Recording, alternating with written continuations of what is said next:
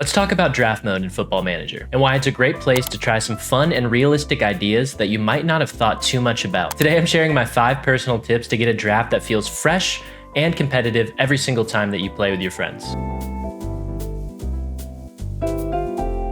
I think this first one is the most important and applies across any type of draft that you do. Keep that transfer budget low, and I mean really low. Forget giving everyone an endless budget to mess around with where all the players in your database are available. Set a hard limit, like 100 million pounds or dollars, I'm a dollars guy, or even less, depending on the status of your league. When people can't buy every superstar, they're forced to strategize. Do they splash 70% of their transfer budget on a star striker, or spread it out for a balanced squad with maybe 3 or 4 great players? Suddenly you'll see more wild and experimental team builds. 2 elite players surrounded by some bargain picks, or full squads of underrated workhorses maybe led by a star player. It's no longer a mini all-star game, which I think a lot of drafts become, which are fun for their own reasons, but not over and over. It's more about creativity and scouting. And remember, always adjust your budget to your league. 100 million is going to go a long way in lower leagues, so scale that down. 50, 20, 10, 5. Get crazy. You'll see some really fun roster builds as a result. I think overall, the budget is your biggest tool to create the draft that you want to create. The more experimentation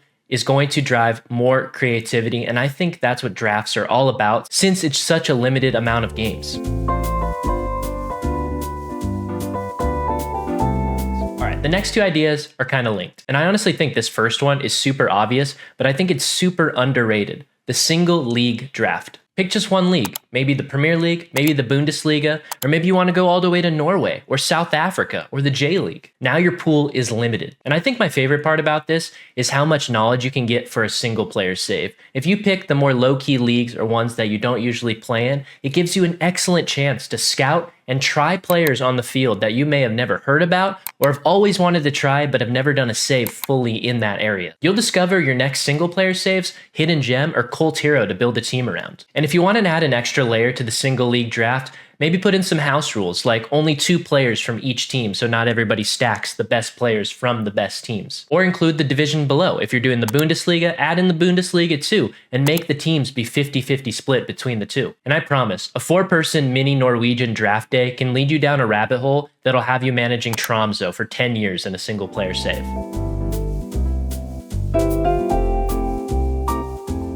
I said idea 2 and 3 were pretty related, so for idea 3, we're going with the single nationality draft. A lot of the stuff that we said about 2 can be applied to this one, but there are some distinctions. We're going to pick one country and only draft players from there. And it gets more interesting the more there are nations that are a bit more top-heavy. I'll use Canada, for example. When you think of Canada, you really think of 2-star players, Alphonso Davies and Jonathan David. So if you have a draft of maybe 4, 6, 8 people, it'll be a race to get those 2 players who might suck up a big part of the budget, and then you're trying to fill in the pieces of all these teams, and you get to see so many different types of teams being made. If you pair that with the first idea of keeping that transfer budget low, I think it gives you a really, really good idea of how other people think when team building, and they have to get creative. That's the biggest part of this whole thing. For instance, if Alphonso Davies is worth 50 million pounds, maybe make the transfer budget for the draft 75 million. So if someone really wants to get him, that is a huge, huge portion of your wage budget, and see how they can build a team around that, or maybe stray away from him as a result of being scared about doing that. You might have the Davies guy being so desperate they're playing him as an attacking midfielder or an advanced forward just because of how crazy fast he is. Either way, you're forced to learn about players and combinations you might not have ever thought about, and I think this is a really good one for nations whose leagues might not be in the game natively, or maybe some nations that you just never thought to really dive into, much like the second idea.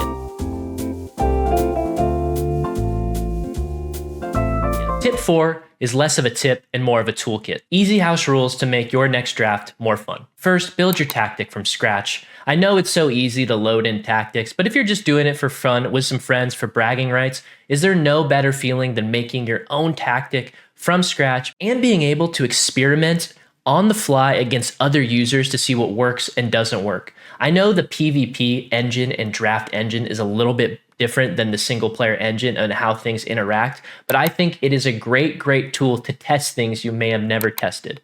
I know I keep going back to that, but I think that's a big portion of what draft is underutilized for. It's a great testing ground. It's a great place to experiment. It's a great place to try things and players that you have never used before. Because you get to pick them and just use them immediately. There's no waiting for transfers. There's no hoping your team can afford that. And there's no need for the team that you're using in single player to feel like it's appropriate to get a player of that level, whether they're too expensive or not good enough to the level at what you're playing at. Another fun twist that it was introduced to me with drafts with other FM creators was being assigned a tactic and having to build a team around that.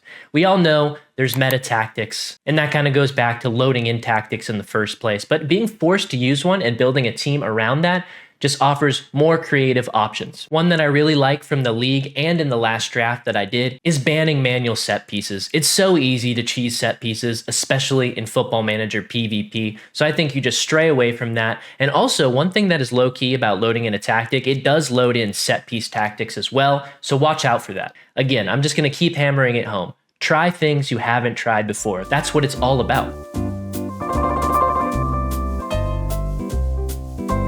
And for the final one, we're getting to logistics. I know that might sound boring, but this is super, super important. Keep your draft moving. Football Manager online play is notoriously slow. I've seen so many online leagues and drafts be broken and abandoned because of how slow people can be. And I think that is the biggest hurdle for people not doing it after one bad experience. Some things you can do to avoid this is just keep those draft times short and the shortlisting time. Allow people to study and have the rules ahead of time so they can maybe look into it, but it's not about making your roster and every draft pick perfect. It's about trying things and getting through it. Not everyone has 6, 7, 8 hours to sit through a draft when some of these things really do drag. Agree on a short list ahead of time. And like I said before, 30 seconds per pick is more than enough. The quicker the picks, the less the momentum dies, and the more likely everyone will want to do it again. Once you're actually in the draft mode, it is relatively quick, only a few continues between each games. And just tell people to set up their tactical adjustments in the team selection screen instead of in between each game. And lastly, nothing kills a draft faster than waiting around 3 hours to pick your team before you even kick a ball. So speed it up, guys. You will thank me later. So there you have it. 5 fun Football Manager draft tips